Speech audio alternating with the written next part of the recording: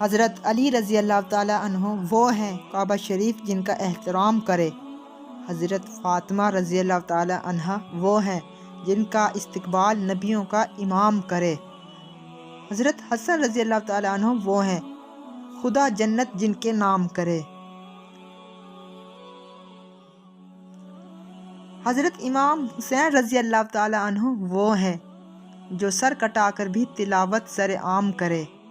میرے پیارے محبوب محمد صلی اللہ علیہ وآلہ وسلم کا سارا گھرانہ وہ ہے جن کی تعریف سارا قرآن کرے۔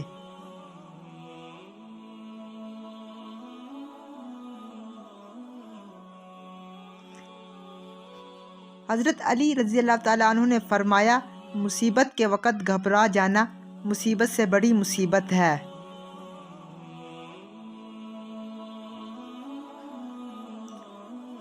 جو شخص آپ کی قدر نہیں کرتا اس سے چپ چاپ دور ہو جانا ہی بہتر ہے۔ حضرت علی رضی اللہ تعالیٰ عنہ سے سوال کیا گیا، اگر کسی انسان کی قیمت طے کرنا چاہے تو اس کا معیار کیا ہو سکتا ہے؟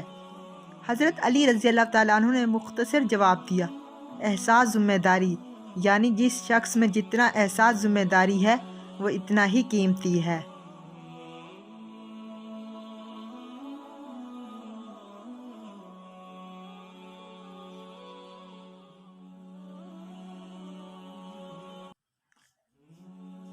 برا دوست کوئلے جیسا ہوتا ہے، جب کوئلہ گرم ہو جاتا ہے تو ہاتھ جلا دیتا ہے، اور جب کوئلہ ٹھنڈا ہوتا ہے تو ہاتھ کالا کر دیتا ہے۔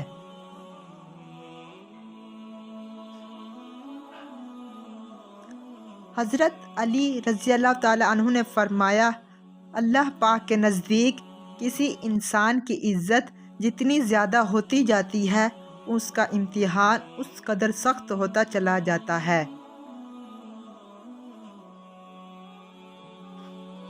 جب کبھی تمہیں اپنے رزق میں کمی نظر آنے لگے تو کچھ مال اللہ کو دے کر اللہ کے ساتھ تجارت کر لیا کرو۔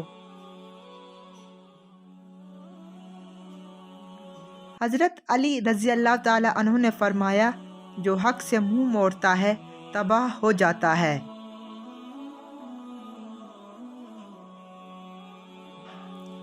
ایک بزرگ سے کسی نے پوچھا کہ عبادت کرنے کے لیے بہترین دن کون سا ہے؟ بزرگ نے کہا، موت سے ایک دن پہلے۔ اس نے حیرت سے کہا کہ موت کا وقت تو معلوم نہیں۔ فرمایا، تو پھر زندگی کے ہر دن کو آخری سمجھو۔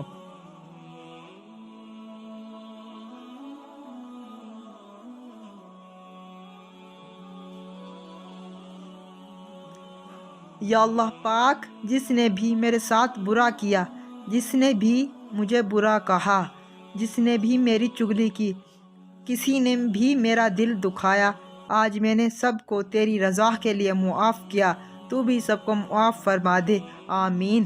بے شک تو معاف کرنے والا ہے اور معاف کرنے والوں کو پسند کرتا ہے۔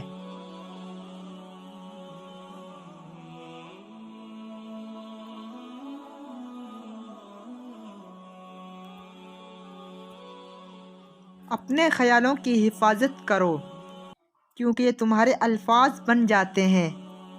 اپنے الفاظ کی حفاظت کرو کیونکہ یہ تمہارے اعمال بن جاتے ہیں۔